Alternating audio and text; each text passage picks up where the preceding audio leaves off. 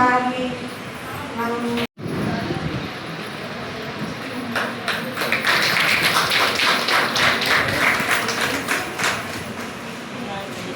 Thank you అమ్మా. వచ్చాక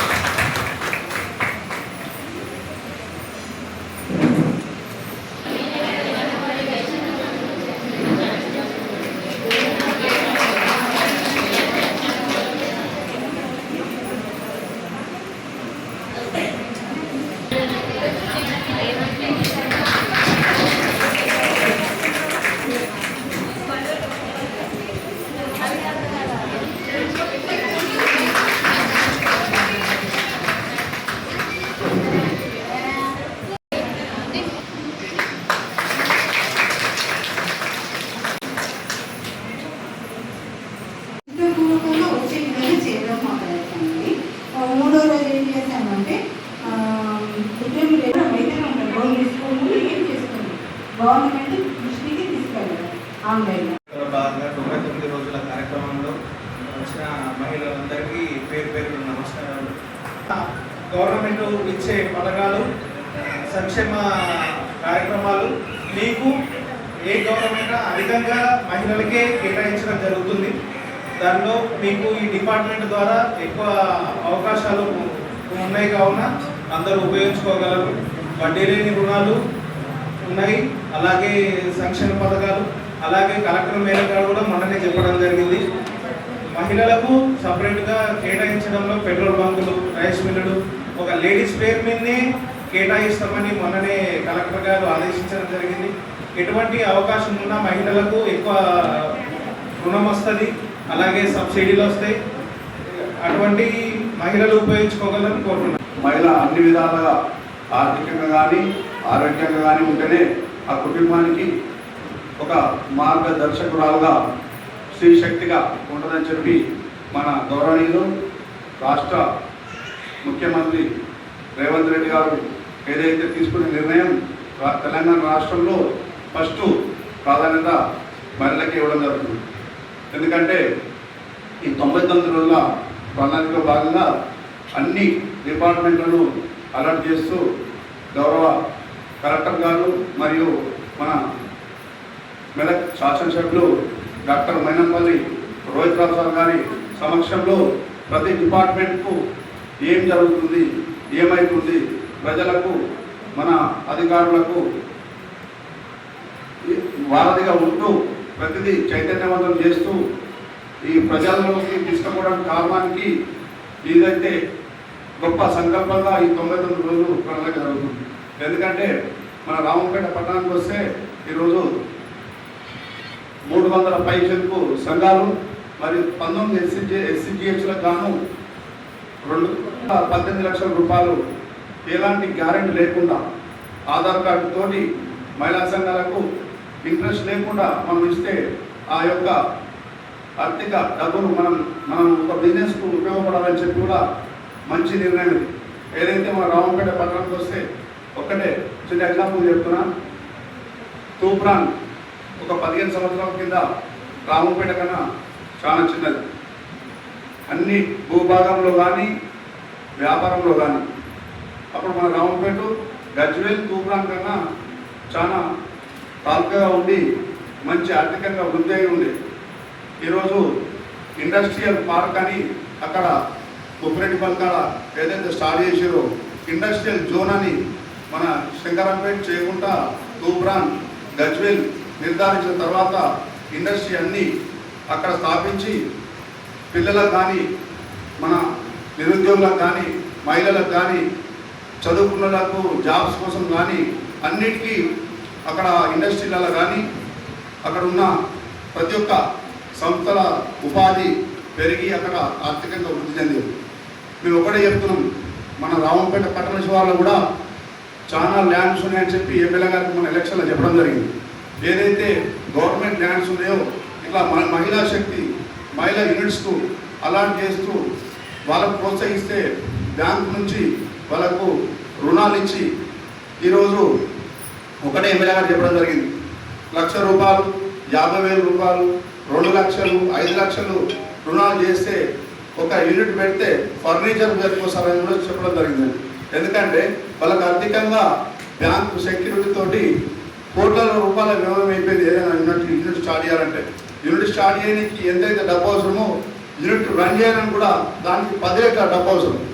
దీన్ని అన్ని దృష్టిలో పెట్టుకొని మన రామపేట చుట్టుపక్కల మహిళలకు కానీ నిరుద్యోగులకు కానీ ఉపాధి కల్పాలంటే మన గౌరవ కలెక్టర్ గారు మరియు మన ఎమ్మెల్యే గారు, మన ఇన్ఛార్జ్ మినిస్టర్ గారు, మన సీఎం రేవంత్ రెడ్డి గారు కూడా తీసుకోపోవాలని చెప్పి కూడా మున్సిపల్ నుంచి మా కాంగ్రెస్ పాలకవర్గం వినియోగించడం జరిగింది. ఎందుకంటే ఇప్పుడు మహిళా సంఘానికి సంబంధించి పెట్రోల్ పంప్స్ కానీ, సూపర్ మార్కెట్స్ కానీ, గోడౌన్స్ కానీ, రైస్ మిల్స్ కానీ, ప్రాసెసింగ్ యూనిట్స్ ఏదైతే ఉన్నాయో వాళ్ళకి అప్పచెప్తే దాన్ని ఉపాధితో పాటు ఆర్థికంగా కూడా వృద్ధి చెందుతారు. ఇప్పుడు ఈ ఏదైతే ఇంట్రెస్ట్ లేకుండా రుణం ఇవ్వాలంటే నాబార్డు సబ్సిడీ కింద మహిళలకు ఏదైతే గోడౌన్స్ నిర్మించుకుంటే 33% దానిలో మనకు సబ్సిడీ ఉంది. 33% సబ్సిడీ అంటే మన బ్యాంకు పోతే ప్రాజెక్ట్ కాస్ట్ 3 కోట్ల రూపాయలు బ్యాంకు చూపిస్తే 2 కోట్ల రూపాయలు రుణం వస్తుంది. 2 కోట్ల రుణంలో మనం 70 లక్షలు 67 లక్షల వరకు మనకు 1 ఇయర్గా సబ్సిడీ గ్రాంట్ కింద మనకు జమ అయిపోతుంది. ఎందుకంటే ఇవన్నీ చైతన్యం సంఘాల ద్వారా మరియు ఆఫీసుల ద్వారా మనం ముంగటి పోవాలనుకుంటే అందరికీ ఇంట్రెస్ట్ ఉండాలి. ఫస్ట్ ఇండస్ట్రీ సెక్షన్ కూడా గౌరవ ఆర్పీలతోటి, కలెక్టర్ మేడంతో, మహిళలతో కూడా త్వరలోనే రాంపేట కూడా మీటింగ్ మన ఎమ్మెల్యే గారి సమక్షంలో పెట్టడం జరుగుతుంది. అంటే ఒక ఇండస్ట్రీ వర్క్ నిరుద్యోగంగా లేకుంటే అన్ని విధాలు మనం నిలదొక్కుంటాం. దీనికి మనం గొప్ప అవకాశం ఇచ్చిన అందరికీ పేరు నమస్కారం. చేపట్టిన ప్రజాపాలన ప్రగతి ప్రణాళికలో భాగంగా మహిళా వారోత్సవాల సందర్భంగా ఇక్కడికి వచ్చేసినటువంటి గౌరవ కౌన్సిల్ సభ్యులందరికీ ఎన్నో సంక్షేమ పథకాలు అమలు చేస్తుంది. అవి అర్హులైన ప్రతి ఒక్కరికి అందుబాటులో ఉన్నాయి. ముఖ్యంగా రాష్ట్ర ప్రభుత్వం మహిళలకు పెద్దపీట వేస్తుంది. ఎందుకనగా మనకు అందరికీ తెలుసు, ఉచిత బస్సు ప్రయాణం మహిళలకి ఇచ్చిందంటేనే అక్కడ మనకు మహిళలకు ఇచ్చే విలువ అందరికీ తెలుస్తుంది. మనకు దాంతో పాటు మనకు ఉచిత కరెంటు 200 యూనిట్ల విద్యుత్ కరెంటు కూడా ఇస్తుంది. దాని వలన పొదుపు అనేది ప్రతి ఇంట్లో ప్రతి ఒక్క మహిళ తెలుస్తుంది. ఆ పొదుపు డబ్బు అనేది మనం ఒక డబ్బాలో వేసుకుంటే ఎంత మనం పొదుపు చేయగలం అనేది మనకు తెలుస్తుంది. ఆ విధంగా రాష్ట్ర ప్రభుత్వం మహిళలకు కూడా ఎంతో సహాయ సహకారాలు అందిస్తుంది. రాష్ట్ర ప్రభుత్వం ఏ సంక్షేమ పథకం స్టార్ట్ చేసినా అర్హులైన ప్రతి ఒక్క కుటుంబానికి అందేటట్టు చూస్తుంది. ఈ ప్రజా ప్రణాళికలో భాగంగా మహిళా వారోత్సవాలకు కూడా మనకు మహిళలకు పెద్దపీట వేస్తుంది.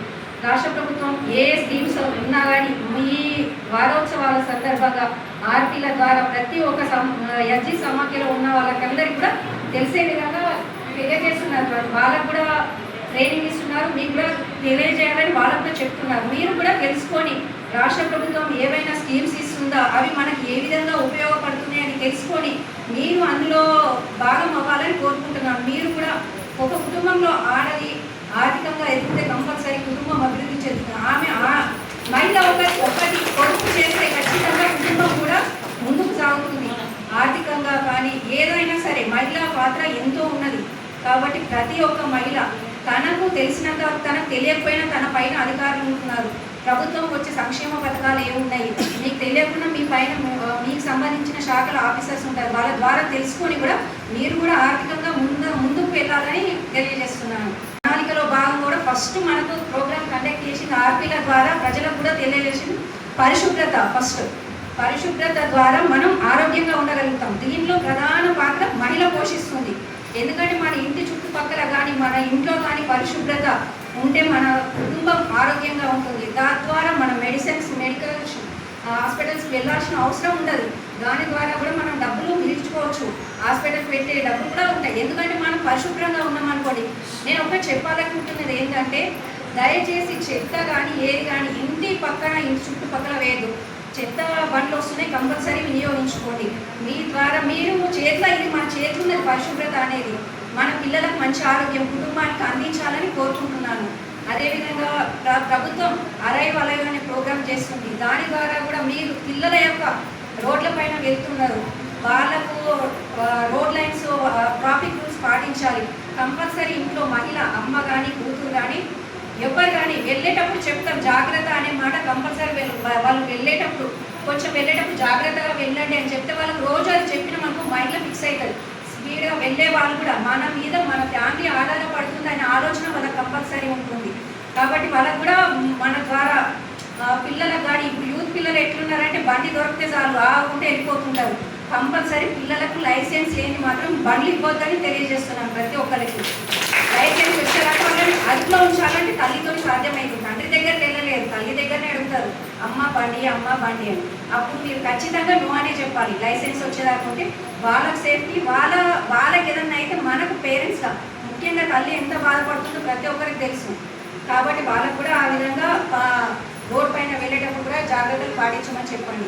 అదేవిధంగా మన ప్రభుత్వం ఈ ప్రజా ప్రణాళికలో భాగంగా విద్యా వారోత్సవాలు, మహిళా వారోత్సవాలు, రైతు వారోత్సవాలు ఈ విధంగా ప్రతి ఒక్క సంస్థకు ప్రతి ఒక్కరికి కూడా అనుసంధానంగా ఉండి ప్రభుత్వం ద్వారా వచ్చే సంక్షేమ పథకాలు ప్రతి ఒక్కరికి చేరవేయాలని చెప్పేసి వారం రోజులు ఒక్కొక్కదానికి కేటాయించింది. ఈ వారం మన మహిళా సంక్షేమ పథకాలు, మహిళా వారోత్సవాలు జరుగుతుంది. కాబట్టి మన రాష్ట్ర ప్రభుత్వం చేపట్టిన ప్రతి ఒక్క సంక్షేమ పథకం మీకు తెలియకపోయినా మీ పైన అధికారులు ఉంటారు కాబట్టి తెలుసుకొని అవి మీరు వినియోగించుకొని మీరు ఆర్థికంగా కూడా బలపడాలని తెలియజేస్తున్నాను. నాకు ఈ అవకాశం ఇచ్చినందుకు ధన్యవాదాలు.